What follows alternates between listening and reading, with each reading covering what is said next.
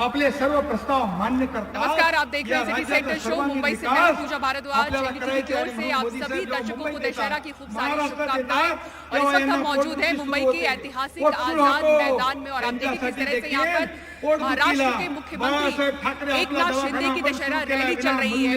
तो शिवसेना बीते 6 दशकों से रैली करती आ रही है दशहरा की, लेकिन जब से टूट हुई शिवसेना की उसके बाद 2 अलग अलग दशहरा रैलियां दिखते आ रही हैं। और खास तौर से मैदान को लेकर जो जंग होती थी, इस बार वो जंग नहीं हुई। शिवाजी पार्क में उद्धव ठाकरे की दशहरा रैली चल रही है और यहाँ पर एकनाथ शिंदे की दशहरा रैली आप देख सकते हैं। दोनों ही गुट की ओर से ये दावा है कि लाखों की भीड़ इकट्ठा है। तस्वीरों में अगर यहाँ भी आप देखें, जहाँ जहाँ तक आपकी नजर जाएगी आपको लाखों की भीड़ नजर आएगी। आजादी जो 2.5 साल में नहीं मिली थी वो 15 महीने में मिल गई और ये लाखों लोग जब जमा होते हैं वो उसका ही प्रतीक है। एक एक शब्द जो एकनाथ शिंदे साहब बोल रहे हैं वो हमारे लिए आने वाले 1 साल के चुनाव के लिए यहाँ से सोने जैसे शब्द सुनेंगे और पूरे साल भर में महापालिका, जिला परिषद, लोकसभा, विधानसभा जीत जाएंगे। उधर उद्धव ठाकरे जी की रैली हो रही है। उन्होंने कहा कि मराठाओं के साथ जलियांवाला बाग की तरह बिहेव किया गया, बर्ताव किया गया। उस पर क्या कहेंगे? मुझे लगता है कि ये खुद मराठा है, हमारे मुख्यमंत्री मराठा है और मराठा समाज को न्याय देने का काम, इंसाफ देने का काम, उनको रिजर्वेशन देने का काम, कोर्ट में टिकने वाला वो सिर्फ एकनाथ शिंदे साहब ही दे सकते। इसका हमको सबको गर्व है। अच्छा, एक तरह से लग रहा है चुनाव से पहले शक्ति प्रदर्शन ही है ये। नहीं, हमारा देखो मैं मंत्री हूँ महाराष्ट्र राज्य का, 5 बार मैं मंत्री बना। मैं एक सामान्य कार्यकर्ता की तरह जब यहाँ बैठा हूँ तो उनका जो शब्द जो बोल रहे हैं वो मेरे जैसे कार्यकर्ता के लिए स्वाभिमान की बात है। और मैं आपको यही बोलता हूँ, शक्ति प्रदर्शन नहीं, आने वाली लोकसभा में जो उन्होंने 45 सीट का जो ऐलान किया है, जो घोषणा दी है, उसकी अमल बजावनी हमारे सारे कार्यकर्ता करेंगे। बीजेपी ने जो वादा किया,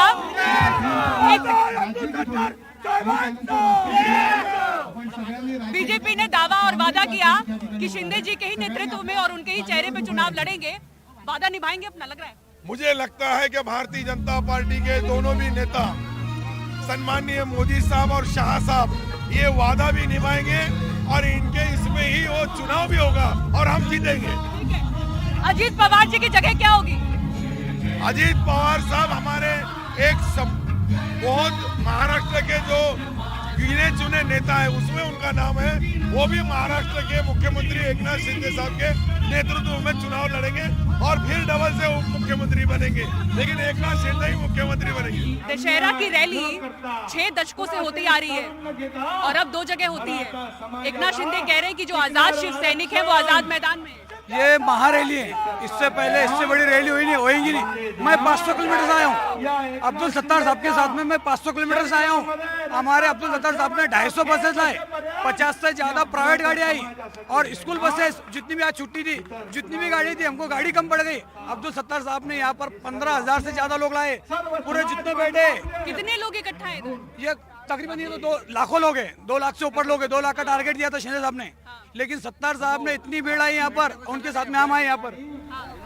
हम संभाजीनगर जिले से आए, अब्दुल सत्तार साहब के शिवसैनिक हैं हम। अब्दुल सत्तार साहब के नेतृत्व में बहुत सारे हमारे तालुके से, हमारे मतदार संघ से बहुत सारे लोग आए और हमारे नेता अब्दुल सत्तार साहब लोगों में बैठे हैं। ये असली शिवसैनिक है। अब्दुल सत्तार जो यहाँ पे लोगों में बैठे हुए, ये हमारे शिवसैनिक है। सत्तार साहब यहाँ पर ही बैठे हैं। देखिए, ये एकनाथ शिंदे की अभी जो रैली है वो समाप्त हुई है। बड़ा स्क्रीन भी इनके लिए यहाँ पर लगाया गया है। दावा है कि 2 लाख से ऊपर की भीड़ यहाँ पर इकट्ठा है और यहाँ पर आपको बता दें कि बीते 48 सालों से रावण दहन होता आ रहा था, लेकिन इस बार चूंकि ये रैली यहाँ पर होनी थी तो यहाँ से कुछ दूरी पर उसको जगह दी गई, जिसको लेकर विवाद भी खड़ा हुआ कुछ समय के लिए। उसके बाद शांत हुआ, लेकिन यहाँ पर जो शिव सैनिक भी इकट्ठा है वो कह रहे हैं कि आजाद शिव सैनिक हम हैं और असली शिव सैनिक हम हैं। आप कह रहे हैं कि आप लोग असली शिव सैनिक हैं? ये हम असली शिव सैनिक है, वो उधर डुप्लीकेट शिव सैनिक है। वो सिर्फ बाला साहब के वारस है, असली वारस है पूरा महाराष्ट्र है। इतने समय से उद्धव ठाकरे के नेतृत्व में आप लोगों को कोई समस्या नहीं हुई थी? हम दबे हुए थे, शिंदे साहब ने हमको उनसे मुकाबला करने का साहस दिया और हमको उनसे निकाला। हम अब तक जो दबे थे उद्धव ठाकरे के, हम आजाद हुए। तो चुनाव से पहले ये शक्ति प्रदर्शन की तस्वीरें देखें। आजाद मैदान में जो लोग इकट्ठा हैं अपने आप को असली शिव सैनिक बता रहे हैं। उधर उद्धव ठाकरे के गुट की ओर से भी दावा है कि लाखों शिव सैनिक वहां भी इकट्ठा हैं और सरकार को घेरते हुए, और एकनाथ शिंदे यहां से कहते हुए कि शायद वो दौर भी आ जाएगा जब उद्धव ठाकरे AIMIM के साथ भी युति कर सकते हैं। तो चलिए इन्हीं तस्वीरों के साथ हम शो की शुरुआत कर रहे हैं और आइए सबसे पहले दिखाते हैं विजयदशमी के मौके पर देश भर में किस तरह से धूम है और किस तरह से इसे मनाया गया। अलग अलग हिस्सों से तस्वीरें आपके सामने पेश करते हैं। दिल्ली के लाल किले की रामलीला में राष्ट्रपति द्रौपदी मुर्मू पहुंची, वहीं द्वारका रामलीला में प्रधानमंत्री मोदी ने शिरकत की। इसके अलावा मुंबई के आजाद मैदान, पटना, होशियारपुर, श्रीनगर, जोधपुर, रायपुर, पंचकुला, देहरादून, इंदौर, रांची, सूरत समेत देश भर से रावण के दहन की तस्वीरें सामने आई।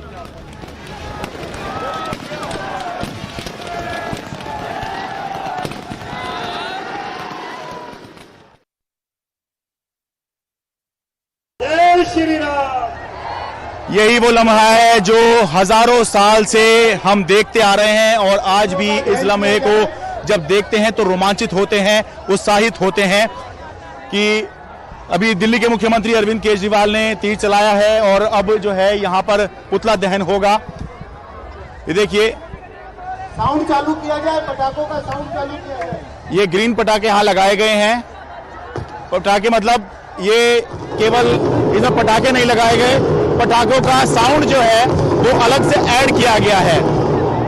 तो ये एक अच्छी बात है। चलिए कि पटाखों से होने वाला जो प्रदूषण है वो कुछ कम होगा। पुतला दहन किया जा रहा है, पटाखों का साउंड अलग से चलाया जा रहा है। ये देखिए, यहाँ पर कई पुतले लगाए गए थे। एक पुतला जो है वो दिल्ली के उपराज्यपाल ने उसका दहन किया और अब जो है एक पुतला अरविंद केजरीवाल दहन कर चुके हैं, दूसरा उनकी मौजूदगी में यहाँ पर दहन हो रहा है। संभवतः ये कुंभकर्ण का पुतला है। मेघनाद के पुतले का पहले ही दहन हो चुका है। कि अंधेरा कितना भी हो लेकिन सूरज जरूर निकलता है और अधर्म पर धर्म की विजय जरूर होती है।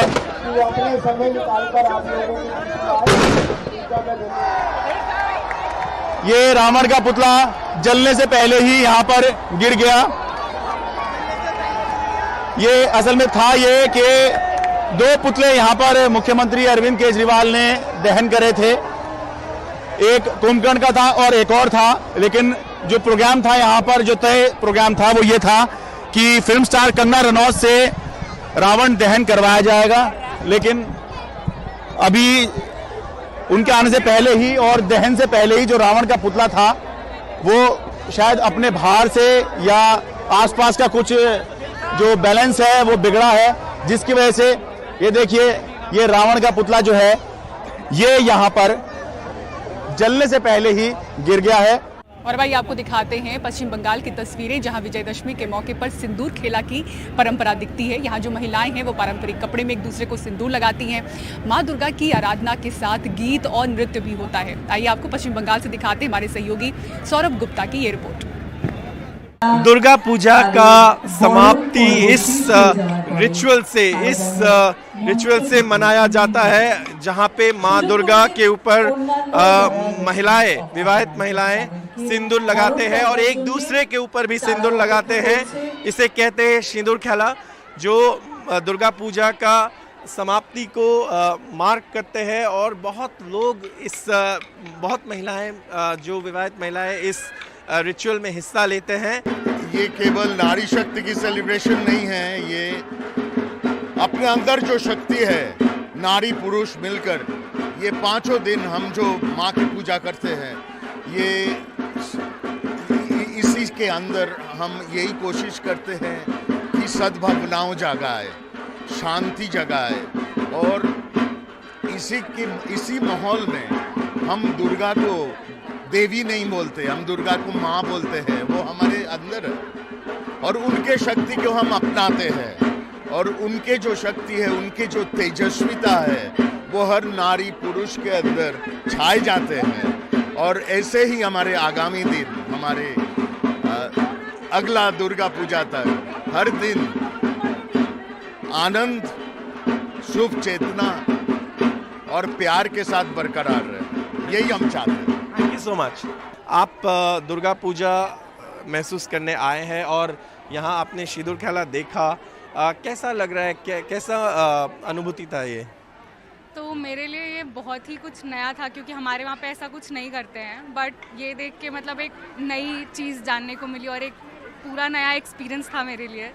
और आप बहुत सारे पंडाल्स में भी गए हैं, बहुत सारे मूर्तियाँ देखे, पंडाल देखे, कैसा लगा कोलकाता का दुर्गा पूजा? बहुत ही अच्छा था, मतलब सच में बहुत अच्छा था। पंडाल तो बहुत ही अमेजिंग थे, तो बहुत अच्छा लगा मुझे यहाँ का दुर्गा पूजा पहली बार एक्सपीरियंस करके। Thank you so much. तो जैसे कि हम कह रहे थे कि ये जो रिचुअल है, ये जो रिवाज है सिंदूर खेला, ये दुर्गा पूजा का समाप्त माने जाते हैं, जिसमें माँ दुर्गा के ऊपर सिंदूर लगाकर उनको विदाई कर दिया जाते हैं और अगले साल वो ऐसे ही हमारे जीवन में खुशी और सेलिब्रेशन लाए, इसका प्रार्थना किया जाता है। थोड़ा सा दुख है क्योंकि माँ दुर्गा यहाँ इस सेलिब्रेशन के बाद वापस जाते हैं आज, लेकिन आप देख सकते हैं कैसे महिलाएं एक दूसरे के ऊपर, जो विवाहित महिलाएं हैं, एक दूसरे के ऊपर और माँ दुर्गा के ऊपर सिंदूर लगाकर माँ को विदाई दे रहे हैं। कैमरा पर्सन अनिरुद्ध त्रिपाठी के साथ कोलकाता से सौरभ गुप्ता, एनडीटीवी इंडिया। और देश भर में मैसूर के दशहरे की अपनी अलग ही पहचान है। आइए आपको दिखाते हैं मैसूर की तस्वीरें। कई दिनों तक चलने वाले समारोह में यहाँ का पुराना राजसी परिवार भी बढ़ चढ़कर शिरकत करता है। इस दशहरे में न राम होते हैं न रावण। ये दशहरा महिषासुर के वध से जुड़ा है। हमारे सहयोगी निहाल किदवई बता रहे हैं मैसूर दशहरे की खासियत।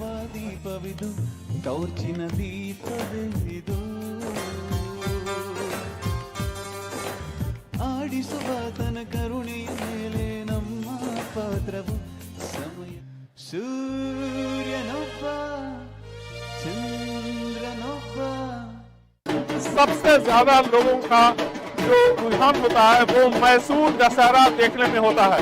मैसूर का शाही दशहरा, जिसे राज्य सरकार नाडा हब्बा कहती है, यानी राज पर्व के तौर पर मनाया जाता है। हर साल सरकारी बजट में इसके लिए अलग से एक राशि तय होती है। और साथ ही साथ एक बात और आपको बता दूं कि जो शाही दशहरा है उसमें लोगों की ज्यादा दिलचस्पी होती है। और शाही दशहरा मनाने की जो शुरुआत कर्नाटक में हुई, मैसूर में हुई, वो 16वीं सदी में इसकी शुरुआत हुई, जब विजयनगर साम्राज्य का यहाँ राज्य था। और तब इसके सबसे प्रतापी राजा कृष्णदेवराय ने शाही दशहरे की शुरुआत की थी। बाद में 1610 में जब वोडियार राजाओं की वापसी हुई, तो वोडियार राजाओं ने दशहरे को शाही अंदाज में मनाने का फैसला किया और इसके साथ साथ इसको प्रोत्साहन भी दिया, जिससे स्थानीय कलाकार भी इससे जुड़ गए, दंगल इससे जुड़ गया। इसकी सांस्कृतिक अहमियत भी है। जंबो सवारी निकलती है 750 किलोग्राम शुद्ध सोने के हौदे पे माता चामुंडेश्वरी की सवारी, जिसे जंबो सवारी कहते हैं, गोल्डन हौदा कहते हैं। इस बार 58 साल का अभिमन्यु नाम का हाथी इस प्रोसेशन को लीड कर रहा है। एक विशेष आयोजन के तहत हाथियों का चुनाव किया जाता है। और शाम में जब मैसूर पैलेस तकरीबन 96,000 बल्ब से जगमगाने लगता है, तो ऐसा लगता है जैसे मैसूर पैलेस और इसके आसपास के इलाके जुगनुओं सा जगमगा रहे हो। बेंगलुरु से निहाल किदवई, एनडीटीवी इंडिया। और त्योहार के दिन सौहार्द की मिसाल पेश करती है खबर आपको दिखाते हैं उत्तर प्रदेश से, जहां एक मुस्लिम परिवार पीढ़ियों से रावण का पुतला बनाता आया है। तनिष्क पंजाबी की ये रिपोर्ट देखिए। मासूम अली और उनके परिवार अपने हुनर का इस्तेमाल दशहरे में रावण, कुंभकर्ण और मेघनाथ के 70 फुट ऊंचे पुतले बनाने के लिए करते हैं। उनकी कला एक विरासत है जो मासूम के दादा करीमुद्दीन ने शुरू की और मासूम के पिता जमाल अली ने उसे आगे बढ़ाया। अब अपने खानदान की इस विरासत को मासूम अपने साले आफ्ताब के साथ संभाले हुए हैं। भैया मैंने 100 साल से बनाते आ रहे, हमारे दादाजी बनाते थे, पापा जी बनाते हैं, हम भी बनाते हैं, तो आने वाले पीढ़ी है वो भी बनाएंगे। इनके बनाए पुतले पिलकुआ के रामलीला के अभिन्न अंग हैं, जहां अष्टमी के दिन रावण, मेघनाथ और कुंभकर्ण के पुतले जलाए जाते हैं, जो बुराई पर अच्छाई की जीत का प्रतीक है। इनके लिए दशहरा महज एक त्योहार नहीं बल्कि आमदनी का एक अहम जरिया भी है। बस जी हमारे लिए ऐसे ही महत्व रखता है जैसे हमारे लिए ईद बकरीद होती है, इसी हिसाब से हम अपने दशहरा का इंतजार करते हैं। मासूम का कहना है कि पिछले कुछ बरसों से बढ़ते दामों से कारोबार पर असर पड़ा है। दाम बढ़ रहे हैं तो पुतले पहले से छोटे होते जा रहे हैं। पहले कम हाइट के बनते थे पुतले, बहुत ज़्यादा बनते हैं, 60, 65, 70 तक बनते हैं। दशहरा के लिए बने इन पुतलों में अली परिवार की कला की महारत और काम के लिए उनका जुनून झलकाता है। ये कहानी एक बार फिर हमें सिखाती है कि त्योहारों के ये बंधन हमारी संस्कृति का अटूट हिस्सा हैं और हम सब भले अलग अलग पहचान रखते हों, लेकिन एकता के एक सूत्र में बंधे हुए हैं। मोहम्मद अदनान के साथ तनिष्क पंजाबी, एनडीटीवी इंडिया। और आईआईटी बॉम्बे के छात्रों ने फिर से गर्व महसूस कराया है। उनके द्वारा बनाया गया फोल्डेबल ई साइकिल क्यों चर्चा में है, सुर्खियों में है, इस पर विशेष रिपोर्ट आपके सामने रखेंगे। एक ब्रेक के बाद देखते रहिए सिटी सेंटर शो।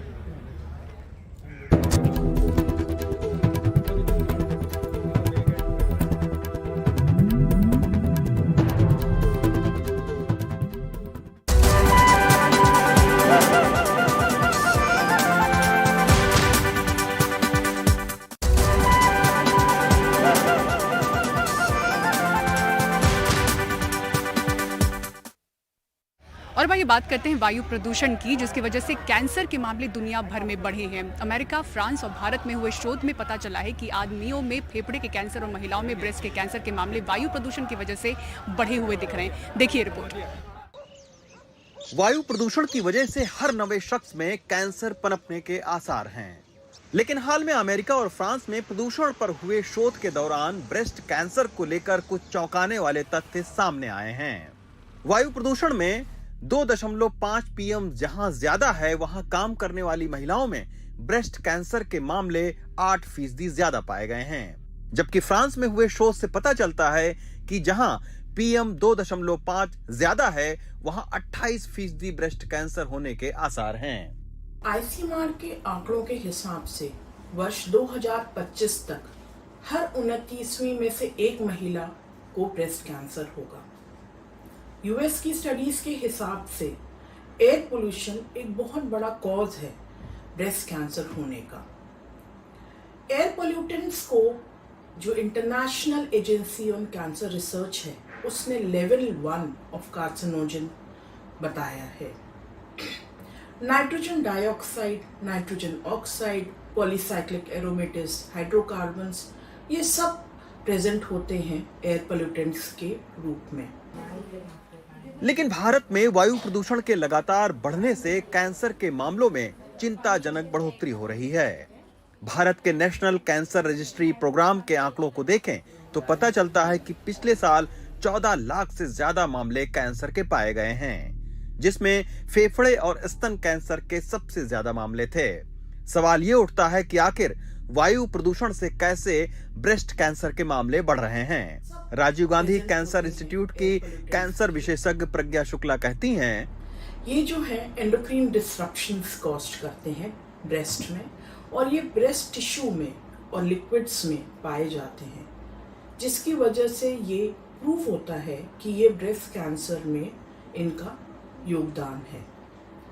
ये जो एयर पोल्यूटेंट्स हैं केवल बाहरी हवा के ही नहीं जो हमको हार्म करते हैं, जो हम इंडोर अपने रूम में नॉर्मल तरीके से जो हवा ब्रीद इन करते हैं, उसमें भी ये प्रेजेंट होते हैं, जिसकी वजह से हमारी कैंसर होने की प्रबलता बढ़ जाती है।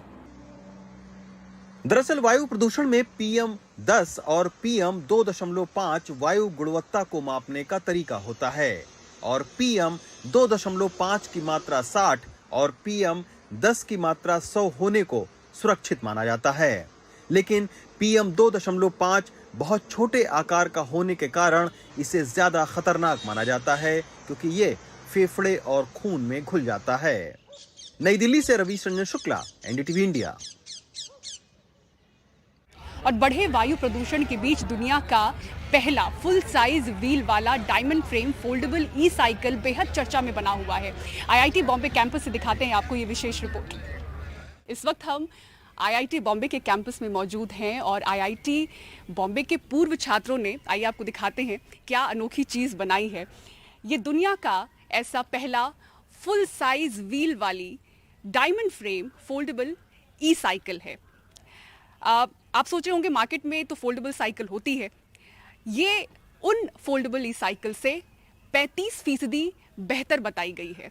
और ये दावा खुद दिग्गज कारोबारी आनंद महिंद्रा ने जब सोशल मीडिया पर किया तो उसके बाद सबकी नजरें इस पर आई है। इसी साल ये लॉन्च हुई और सुर्खियों में लगातार बनी हुई है। केंद्रीय मंत्री भी सोशल मीडिया पर इसके बारे में बातें कर रहे हैं। मेड इन इंडिया है और गर्व महसूस करा रहा है ये इनोवेशन। और हमारे साथ इसे बनाने वाली टीम मौजूद है।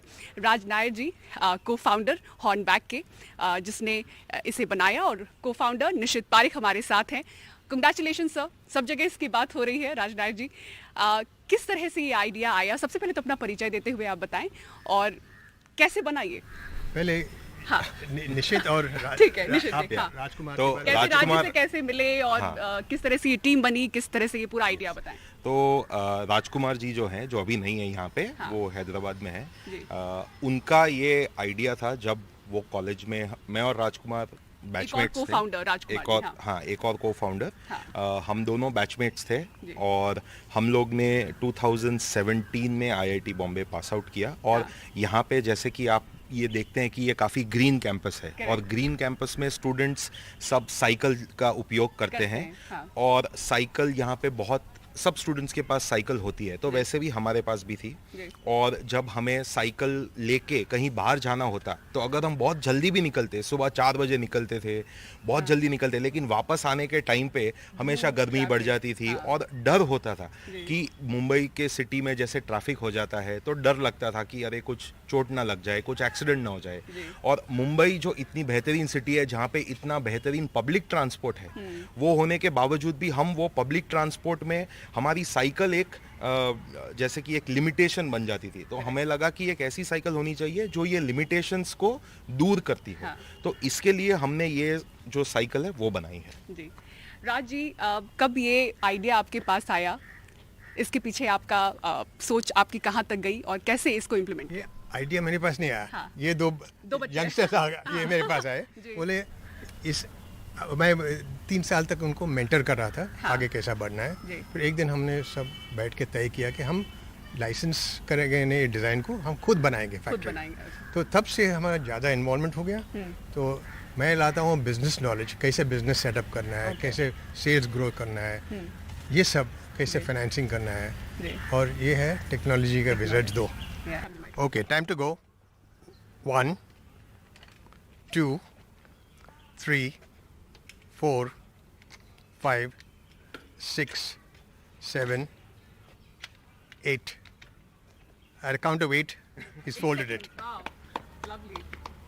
और सिटी सेंटर शो में फिलहाल इतना ही। मुंबई के आजाद मैदान से पूरी टीम को दीजिए इजाजत। और जाते जाते तस्वीरें एक बार फिर से आपके सामने रखी जाती हैं। मुख्यमंत्री एकनाथ शिंदे की दशहरा रैली की तस्वीरें हैं, जहां पर 2 लाख से ज्यादा की भीड़ इकट्ठा, ऐसा दावा है।